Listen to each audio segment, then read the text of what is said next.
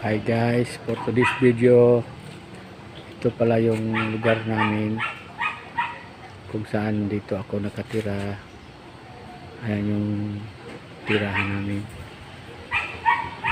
May gilid lang po ang yung mga dito nakaparada na bumabiyahe ng pitil. Ayan. Ayan. Yung kanto na yan, Sikapa. Ayan. Corner pala na ay Malaya.